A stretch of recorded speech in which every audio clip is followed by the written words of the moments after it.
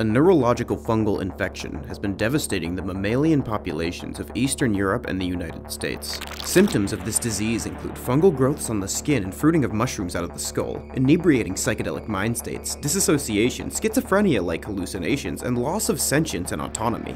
Victims of this disease are constantly tripping and seem to communicate with some sort of hostile intelligence in their own brain. The fungus. I'm not ripping off The Last of Us because the fungus is alive and it communicates with the person, and also there's drugs in it, so it's completely different, and also because shut up. It influences their thoughts, emotions, and behavior, and eventually can seize full control of their speech and movement. Patient Zero was a man who shot psychedelic spores into his arm. After reading the story online of the guy who did it and died, this man also decided to do the TikTok injecting mushroom challenge. Instead of dying when the spores took root in his vein, this idiot was just fine. Like the 90-year-old woman that drains a fifth of vodka and a pack of Marlboros a day. Meanwhile, some guy dies from cardiac arrest going up 2 flights of stairs. Sometimes shit just doesn't make sense. Slowly, the fungus spread to the entirety of his body, probing and surrounding all of his major organs with mycelial tendrils. It wove its main mycelial complex into the brain of the man, taking advantage of the pre-existing neural structure as a skeleton for an even more powerful setup. Eventually, the mycelium in his brain fruited mushrooms that pushed through his cranium, cracked his skull, bursting his blood vessels, and rising upward out of his head in a messy scene of bone fragments and viscera.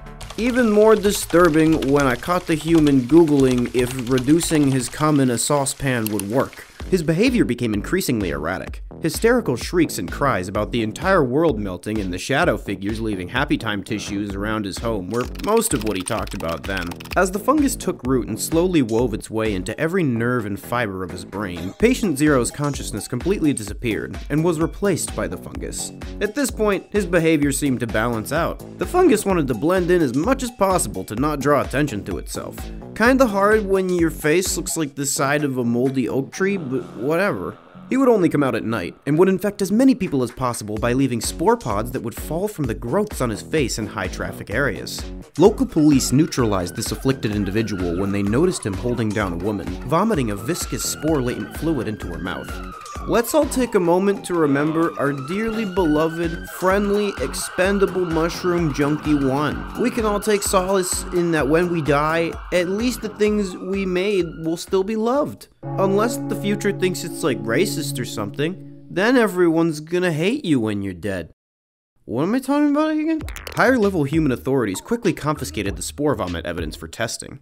When the strain of fungus was analyzed, it revealed similarities to both Psilocybe cubensis and cordyceps. Psilocybe cubensis, aka magic mushrooms, are the famous psychedelic fungi that Silicon Valley CEOs like to microdose rectally, and cordyceps are those fungus that turn arthropods into exploding spore zombies. This anomalous species has no known relatives currently, although after this discovery, I intend to investigate this genetic lineage further because I got fucked up and forgot to do it before the video. In the following incident, the same, now infected young woman made her way to the water source for a small town. She completely submerged herself and displayed behavior unprecedented up until now. The soles of the woman's feet began to sprout mycelium roots that burrowed into the bottom of the water source, and her skin began to ripple and bubble.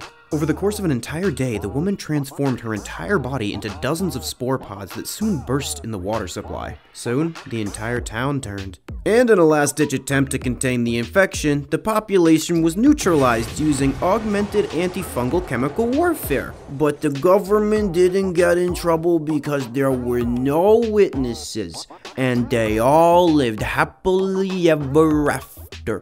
The end. If you like this video and want to see more, make sure to like, comment, and subscribe with all notifications enabled, or I'll inject mushrooms into your blood. I want to shout out Biodegradable for fondling media into an AzFk cognito hazard. They're a great editor, and you should go watch all of their things. Shout out to the members of the Inner Circle. Love y'all.